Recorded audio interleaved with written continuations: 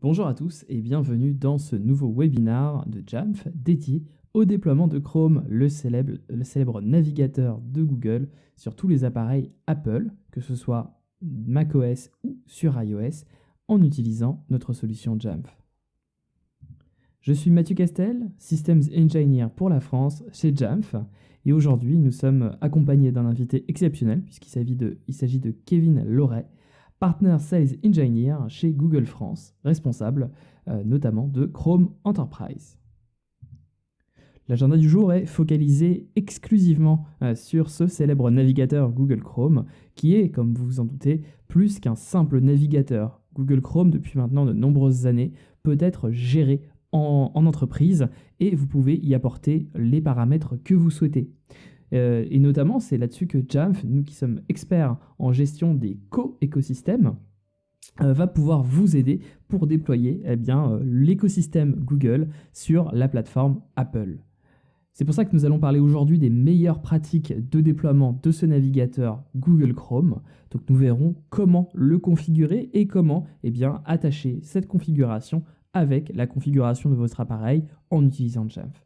Et nous verrons donc les différentes options de configuration avec Kevin Loret de Google qui nous expliquera comment vous pouvez configurer directement dans l'interface d'admin de Google le navigateur Google Chrome. La première question qu'on peut se poser avant que l'on aille un petit peu plus loin, c'est qu'est-ce qu'un navigateur web en 2021 ?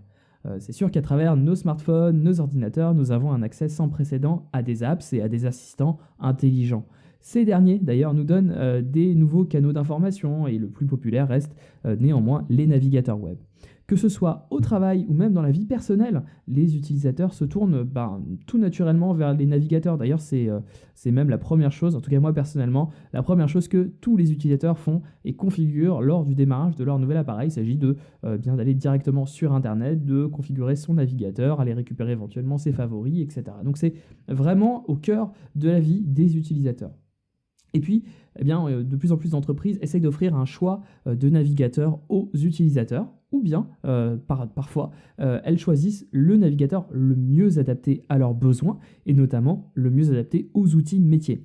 Il y a de nombreux facteurs à prendre en compte lors de cette décision, pour la partie des entreprises, et notamment la compatibilité avec les outils métiers utilisés par les employés, la sécurité du navigateur, voire même la disponibilité de certaines extensions et d'options de gestion. Alors heureusement, tous les navigateurs sont de plus en plus puissants et offrent de plus en plus d'options aux utilisateurs finaux et aux administrateurs. Chrome, qui est le navigateur mis à disposition par Google, on peut se demander pourquoi Chrome finalement, pour les appareils de bureau et mobiles avec plus de 2 milliards d'utilisateurs. C'est vraiment un phénomène mondial depuis maintenant plus de 10 ans. Et comme de plus en plus de travailleurs et d'étudiants passent leur temps sur des appareils et principalement dans le navigateur, Chrome, ce navigateur devient de plus en plus important pour accomplir leur travail. Chrome d'ailleurs est utilisé par les entreprises et les établissements d'enseignement pour connecter les utilisateurs aux ressources en ligne, à leurs applications tout simplement, ou aux applications de l'entreprise, et voire même aux données de l'entreprise. Et si Chrome est le portail d'accès à Internet pour l'utilisateur, il fait également partie d'un ensemble d'outils et de services proposés par Google qui permettent aux entreprises d'offrir à leurs utilisateurs une expérience professionnelle de qualité. Des outils de productivité et de sécurité faisant partie de ce qu'on appelait avant G Suite, maintenant qui s'appelle Google Workplace, rendent possible cette infrastructure virtuelle basée sur Google. Une grande partie de cette infrastructure est d'ailleurs alimentée ou fournie par la technologie qui compose le fameux Google Chrome. En tant qu'expert en Apple Enterprise Management, Jamf sait comment aider les organisations à réussir en intégrant Apple à leur infrastructure existante. Nous, vraiment, notre mission, c'est d'aider les organisations à réussir avec Apple. La mission de Jamf reste inchangée, mais récemment s'est tournée vers les solutions cloud et des intégrations avec ces solutions cloud. Les organisations de toute taille, avec tout type d'infrastructure, font appel à Jamf pour déployer et gérer correctement les appareils Apple, que ce soit des hôpitaux, des universités, des petites, des moyennes et même des grandes entreprises font appel à Jamf pour gérer leurs appareils Apple. C'est pour ça que nous parlons aujourd'hui de gestion par écosystème et l'un des écosystèmes que nous pouvons gérer en utilisant les outils de Jamf, c'est l'écosystème de Google. Regardons comment Jamf permet l'intégration entre les environnements Apple et Google. Et alors ça, c'est vrai que c'est un point que la plupart des administrateurs recherchent en gérant des appareils Apple. Comment je peux donner finalement accès à mes applications Google si bien l'ensemble de mes ressources d'entreprise sont dans Google, si j'utilise la G Suite, si j'utilise Google Workplace, si j'utilise Gmail, si j'utilise Google Documents. Tous ces outils fournis par Google qui sont extrêmement populaires tant auprès du grand public qu'auprès des utilisateurs en entreprise. Et alors le gros avantage, c'est que Chrome prend en charge Apple dans l'entreprise. Nous pouvons notamment gérer et choisir le type de paquet d'installation, la distribution, les méthodes de mise à jour et même la gestion des paramètres ainsi que des contrôles de confidentialité des appareils. Tout ça, ce sont des éléments dont les développeurs et les administrateurs Mac doivent prendre en compte lorsqu'ils déploient des appareils Apple, mais qui déploient aussi leur navigateur Internet. Alors regardons dans le détail comment le déploiement de Chrome s'effectue. On a plusieurs options de paquets disponibles. Le premier, c'est généralement le paquet préféré par les administrateurs Apple, c'est le PKG universel et stable. En fait, il y a carrément deux branches, il y a des PKG et des DMG, deux types de paquets que vous pouvez déployer. Généralement, on va préférer le PKG qui est beaucoup plus simple à déployer. Il n'a pas forcément besoin de retravailler. Vous pouvez simplement le transmettre dans Jamf et puis il va s'installer directement. Il n'y a pas besoin d'utiliser notamment l'outil Jamf Composer. Et vous pouvez même le rendre disponible directement via une URL statique. D'ailleurs, sur votre écran apparaît l'URL de l'article de Google qui vous explique comment accéder aux différents outils de déploiement Chrome. Donc si je vais sur le site de Google Chrome, j'ai cette page télécharger le navigateur Chrome pour les entreprises et je peux choisir la version qui m'intéresse. Ici, je choisis le programme d'installation universel de Chrome au format PKG pour macOS. Il est compatible avec les appareils Apple Intel ainsi que les appareils Apple Silicon, notamment le processeur M1 sorti fin 2020. Alors, maintenant qu'on a choisi le paquet, réfléchissons maintenant à comment configurer Chrome sur notre écosystème Apple. D'ailleurs, ça peut être sur Mac, mais ça peut être aussi sur les appareils iOS. Pour faire cela, Google a créé ce qu'on appelle les règles Chrome. Je vais y revenir dans un instant. Et une règle Chrome est vraiment avantageuse pour les administrateurs et les utilisateurs finaux. Ça assure la productivité et du contrôle sur cette productivité, la sécurité et même la compatibilité avec les extensions qui sont reconnues pour l'entreprise. Vous avez donc plusieurs options qui sont possibles de configurer directement avec Jamf, et notamment le Chrome Browser Cloud Management et les Custom Settings en utilisant les préférences managées. Alors, les règles Chrome, c'est aujourd'hui plus de 800 contrôles logiciels uniques qui sont fournis par Google, avec des fonctionnalités de gestion utiles pour les administrateurs. On peut configurer tout ce que vous voyez ici à l'écran, notamment, je vais en lire quelques-uns, la page d'accueil, le comportement de la synchro Google entre le compte Google et le navigateur web.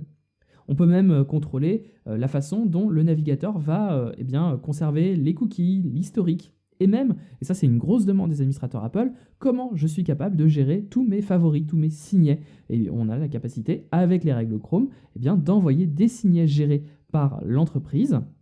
Et donc par exemple, avoir la liste des signets, des outils métiers les plus utilisés par vos utilisateurs, ce qui est un vrai plus pour gagner énormément de temps. On peut même désactiver le mode incognito, vous savez, c'est ce mode privé qui permet de bien masquer toutes ces actions et d'effacer l'historique et les cookies dès lors que l'on sort de ce mode privé. Ce que permet Chrome aussi, c'est d'avoir des contrôles sur la sécurité et sur tout un tas de contrôles plus profonds du navigateur, comme la configuration du proxy et même le blocage des fenêtres pop-up. En fait, on en a aujourd'hui plus de 800, comme je le disais tout à l'heure, donc on a énormément de latitude sur la façon de configurer Chrome en entreprise pour l'adapter au mieux à vos contraintes de sécurité. Alors si on regarde sur le Chrome Browser Cloud Management, ce concept apporte une gestion moderne du navigateur Google. En fait, on peut carrément gérer Google Chrome comme si c'était une plateforme à part entière, comme si c'était votre OS qui vient par-dessus les différentes plateformes que vous avez déployées au sein de votre entreprise. Donc si vous avez des Mac qui sont gérés par Jamf par exemple, ces Mac seront intégrés dans ce Chrome Browser Cloud Management. Vous pouvez même gérer des appareils Windows, Linux, iOS, j'y reviendrai tout à l'heure, iPadOS, puisque du coup, Jamf gère aussi ces plateformes iOS et iPadOS, ainsi que les plateformes de Google, la plateforme Android.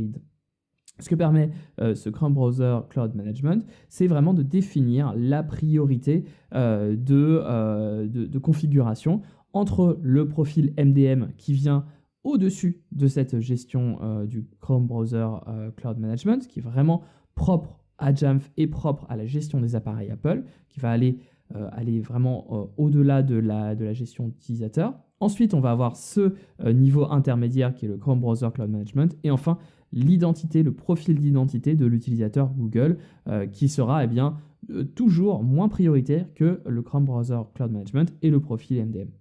Ce qui est aussi intéressant avec cette gestion par la console Google, que va nous montrer dans un instant Kevin, c'est que on peut gérer bien sûr les règles, les signets, les extensions.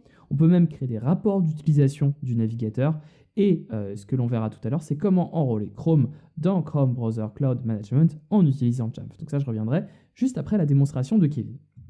Mais avant tout cela, parlons aussi de la gestion des mises à jour. Et c'est vrai que ça, c'est un point très important, puisque Jamf vous permet déjà de base de gérer les mises à jour en utilisant le patch management, la gestion des correctifs qui sont fournis par Jamf directement et intégrés dans notre section gestion des correctifs.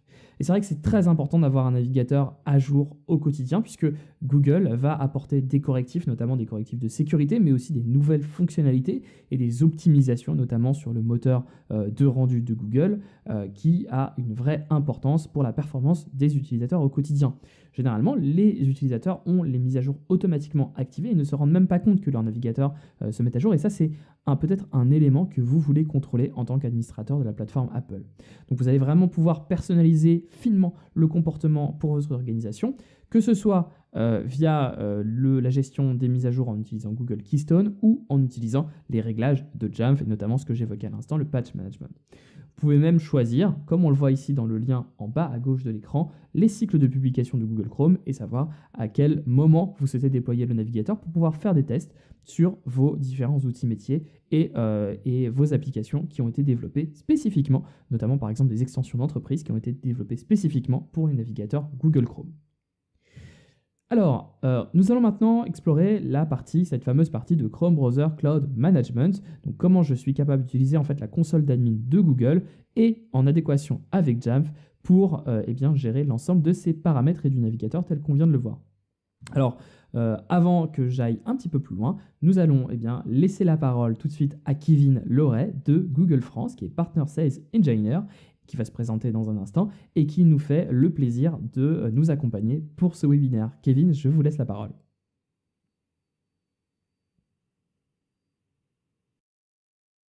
Bonjour à tous, je m'appelle Kevin Loret et je suis Partner Sales Engineer au sein des équipes Chrome Enterprise chez Google en France. J'interviens principalement auprès de nos partenaires en tant qu'avant-vente technique, par exemple à travers des formations, des ateliers ou des démonstrations. Je vais maintenant vous présenter la console d'administration Google, qui est donc un véritable MM et qui va vous permettre de gérer au quotidien plusieurs de nos solutions, comme on va le voir depuis le menu appareil. Donc, depuis ce menu, on peut voir qu'on a plusieurs possibilités, comme par exemple le fait de gérer des terminaux mobiles de type Android ou iOS, également l'écosystème Chrome OS, et donc tout ce qui va être appareil de type Chromebook, mais également notre suite collaborative Google Workspace, et plus particulièrement ce qui nous intéresse ici dans cette démo, le navigateur Chrome. Donc, depuis ce menu de la console, qui est dédié au navigateur Chrome géré dans l'entreprise, vous pouvez voir qu'on a accès à énormément d'informations, comme par exemple le nom de la machine, la version du navigateur Chrome présente sur celle-ci, mais également son type d'OS, et donc Windows 10 par exemple, Linux ou encore macOS. En termes de philosophie de gestion, on a une gestion par unité d'organisation, qui va vous permettre de découper votre gestion quotidienne par cas d'usage, par population, ou même de reproduire, si vous le souhaitez, votre arborescence Active Directory par exemple. Et donc, une fois que vous avez votre arborescence de U, que vous souhaitez enregistrer votre navigateur Chrome, sélectionnez le U que vous avez en cible et cliquez simplement sur le gros plus jaune. Ça va alors vous générer un jeton d'inscription que vous pourrez télécharger sous forme de .reg, par exemple pour Windows, comme par exemple pour être plus facilement utilisables à travers des GPO ou Jamf, ou encore différents types de solutions de type MDM.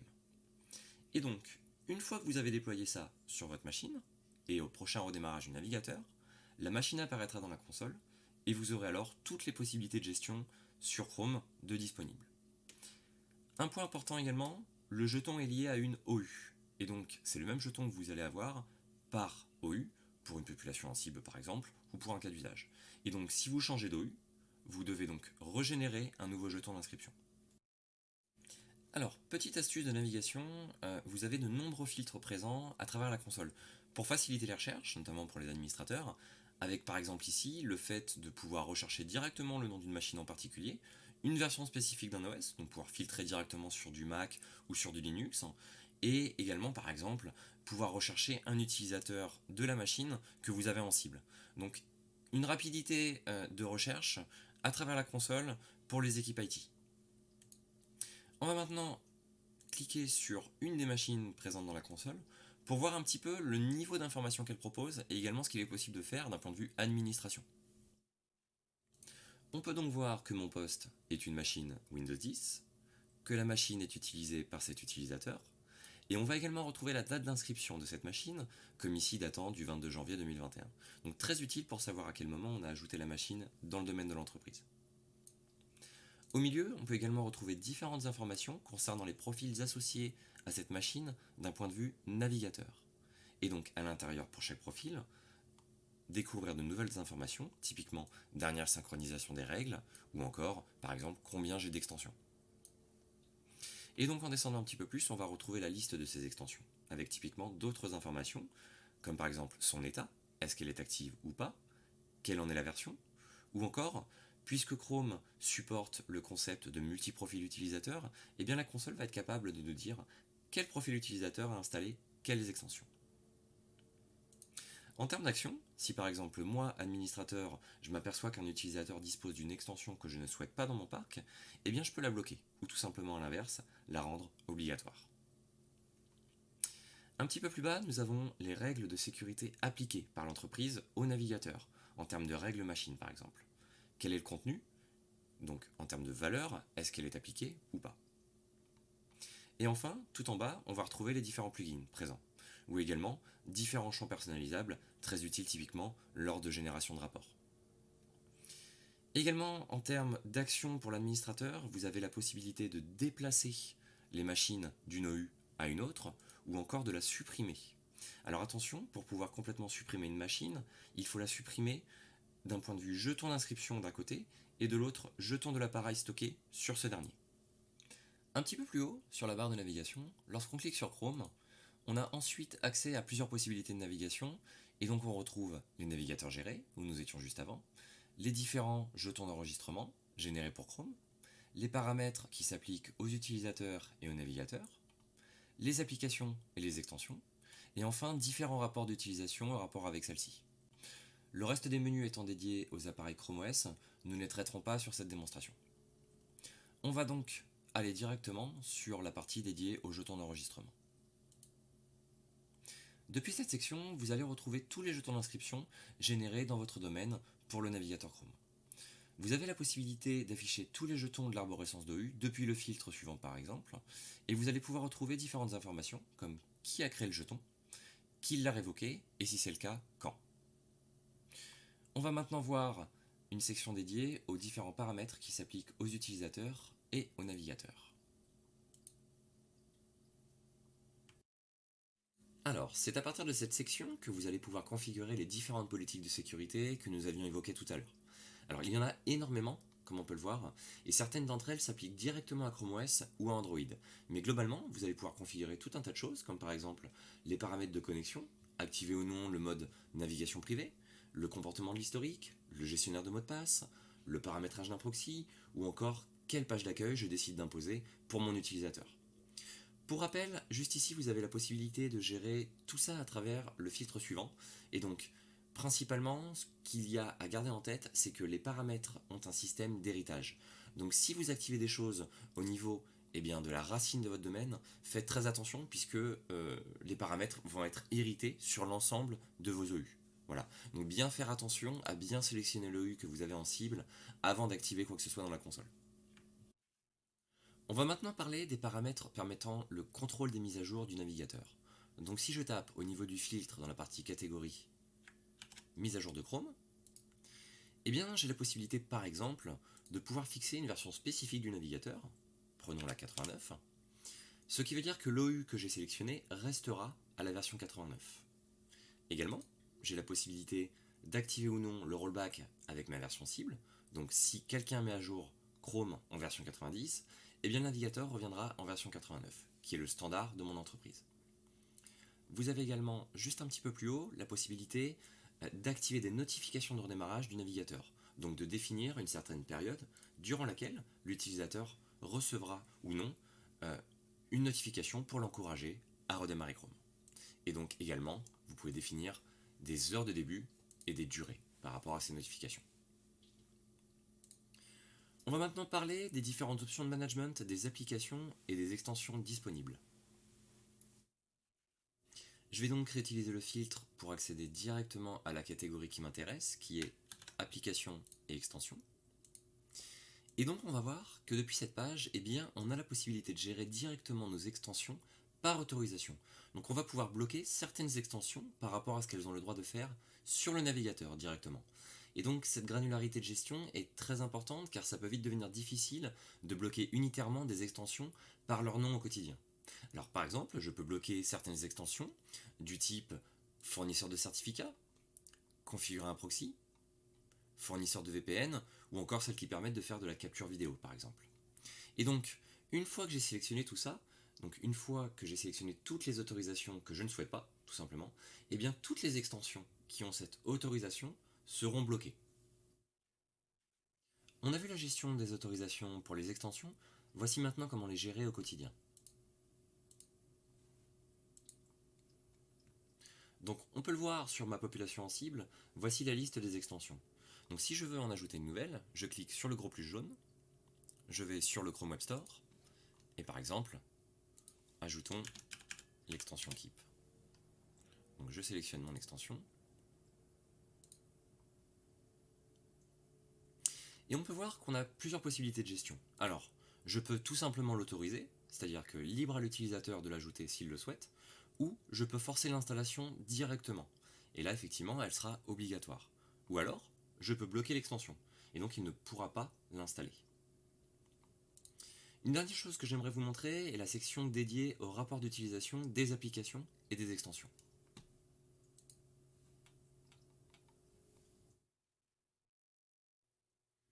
Donc cette partie va vous permettre d'avoir un accès complet à l'inventaire de toutes les extensions qui sont présentes sur les navigateurs. Ça vous montre quelles extensions sont installées par vos utilisateurs, et par exemple, si je clique sur l'une d'entre elles, eh bien vous avez la possibilité de voir quelles autorisations est utilisée par cette extension. Et de plus, vous avez également un lien disponible qui vous renvoie directement sur le Chrome Web Store si vous voulez avoir encore plus d'informations. Éventuellement, vous pouvez aussi changer la période à laquelle vous souhaitez consulter ces informations. Par contre, faites très attention de bien sélectionner l'OU que vous avez en cible pour interroger finalement ce rapport, puisque forcément ce sera différent selon les populations que vous avez en place. En termes d'action d'administration, eh bien je peux bloquer cette extension si je m'aperçois qu'elle n'est pas conforme à mes attentes, ou au contraire, je peux la rendre obligatoire. On va maintenant regarder la dernière section de cette démonstration qui est les rapports sur les versions du navigateur Chrome. Donc cette section va vous permettre d'avoir une vue globale des versions du navigateur Chrome présentes dans votre domaine. Par exemple, il est possible d'identifier facilement les versions du navigateur obsolètes, et cela par OS. On va juste modifier la période à laquelle s'applique le filtre. Donc, si on clique ici pour avoir plus de détails, on a directement les machines concernées ainsi que l'OU ou encore l'utilisateur de la machine. Et du coup, il est facile pour l'administrateur de vérifier dans les politiques de sécurité si l'auto-update du navigateur est activé ou non, ou s'il y a une restriction spécifique, rappelez-vous ce qu'on avait regardé dans les paramètres, sur une version en particulier. Voilà. Donc c'est la fin de cette démonstration. Merci à vous d'avoir pris le temps de regarder cette vidéo. À bientôt. Merci Kevin. Alors, maintenant que la configuration est effectuée au niveau de Google Chrome, regardons comment nous sommes capables de rattacher Google Chrome avec les profils de configuration de Jamf sur macOS. Donc, lorsque je suis sur ma console Jamf, je vais me rendre dans les profils de configuration. Donc, je vais créer un nouveau profil de configuration. Et ce qui est super avec Jamf, c'est que j'ai la possibilité d'aller ici, à gauche, dans mes différents payloads, ce qu'on appelle les payloads, je vais aller choisir les applications et notamment les réglages personnalisés. Maintenant, nous avons une nouvelle section qui s'appelle les applications externes. Donc, je vais ajouter une nouvelle application externe et je peux choisir directement la source. Jamf héberge le domaine d'application de Google Chrome directement, et donc vous pouvez choisir la version du domaine en question. Il n'y en a qu'une seule qui est ici disponible. Et alors, ce que vous allez pouvoir faire, c'est ici coller la Cloud Management Enrollment Token, le Cloud Management Enrollment Token, donc qui est le lien qui va exister entre le navigateur géré, Google Chrome, et l'administration Google que vous a montré Kevin il y a un instant. On va maintenant vous montrer comment on peut obtenir ces différents tokens. Alors le Chrome Browser Cloud Management Enrollment sur iOS et sur iPadOS fonctionne exactement de la même manière. Donc avant que j'aille un petit peu plus loin, je vais retourner sur la console Google Admin et vous montrer comment obtenir ce fameux token. Donc une fois que je suis directement dans la configuration des appareils associés à Chrome dans Google Admin, je vais aller ici sur le petit bouton jaune en bas à droite et générer un jeton, un fameux Google Chrome Token. J'ai maintenant la capacité de copier ce jeton et puisque l'on va parler d'iOS, on va déployer également le navigateur Google Chrome en utilisant la fonctionnalité de l'App Store, voire en utilisant le VPP pour avoir une distribution gérée des appareils. Je vais avoir la possibilité directement d'utiliser le protocole AppConfig, donc qui est la capacité de pousser des clés de configuration sur les appareils. Ici, c'est la clé Cloud Management Enrollment Token, qui est dans la référence de Google qui est fournie.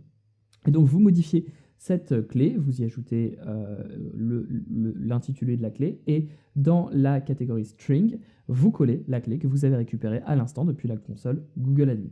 Une fois que vous avez fait ça, votre navigateur, tout à l'heure on l'a vu sur Mac, mais on le voit ici sur la partie iOS et iPadOS, votre navigateur mobile devient également un appareil mobile géré. Autre intérêt d'utiliser la gestion des navigateurs, c'est que vous pouvez régler votre navigateur en utilisant les payloads de réglage Jamf directement, et vous pouvez même aller encore plus loin et aller à un niveau au-dessus sur les fonctionnalités de gestion, notamment la page d'accueil, le comportement de Google Sync. En fait, tout ce que l'on a vu en utilisant les réglages gérés de Google Chrome existe aussi à travers les profils de configuration. Donc on vous recommande vraiment d'utiliser le payload de réglage de Jamf si vous voulez avoir un contrôle encore plus fin et aller au-delà du Chrome Browser Cloud Management. Alors, dernière chose que je voulais évoquer en parlant d'intégration entre Google Chrome et l'écosystème Google de manière générale et l'écosystème Apple en utilisant Jamf, c'est ce que l'on appelle l'accès conditionnel avec le principe de BeyondCorp Enterprise qui est fourni par Google. Alors, l'accès conditionnel, qu'est-ce que c'est ? C'est vraiment la capacité de se dire, si mon utilisateur est conforme par rapport à une gestion et par rapport à une politique de gestion qui est fournie par l'IT, cet utilisateur, qui est sur une machine conforme, aura la capacité d'accéder aux ressources de l'entreprise, à ses applications métiers qui sont hébergées dans le Google Cloud notamment. Donc, c'est ce que vraiment fait BeyondCorp Enterprise, c'est d'avoir vraiment ces deux prérequis. Déjà, un premier prérequis qui est que le Mac est géré par Jamf et que l'appareil utilise Google Endpoint Verification et Chrome pour s'assurer que les rôles personnalisés qui sont créés dans la Google Admin Console en se basant notamment sur des critères de la machine, par exemple si la machine est enrôlée, s'il y a un mot de passe qui est défini sur la machine, s'il y a différents éléments qui sont configurés, si ces éléments-là sont configurés, comme on le voit sur le petit schéma ici, à ce moment-là, l'utilisateur a accès à sa ressource, à son application. Et puis si ce n'est pas le cas, à ce moment-là, nous allons lui dénier l'accès et il sera renvoyé vers le self-service pour lui proposer une solution de remédiation, voire même vers l'IT, de manière à enrôler sa machine, par exemple.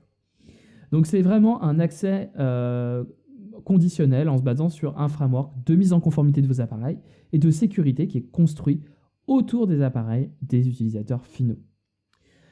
Cette intégration des données d'inventaire Jamf avec Google permet de vérifier vraiment l'état de conformité et on peut même tirer parti des frameworks d'extension fournis par Apple. Voilà pour ce webinaire qui était dédié à l'écosystème de Google et l'intégration entre Chrome surtout et la plateforme Apple en utilisant Jamf. Merci à tous et à toutes pour votre participation. Si vous êtes prêts à vous lancer, vous pouvez scanner le QR code directement qui s'affiche sur votre écran et vous pouvez nous contacter. Et si vous avez encore des questions, contactez-nous directement à l'adresse france@jamf.com. Dernier point, nous vous enverrons l'enregistrement de ce webinaire par email dès qu'il sera prêt. Nous vous remercions à tous pour votre attention et nous vous souhaitons une agréable journée. Au revoir.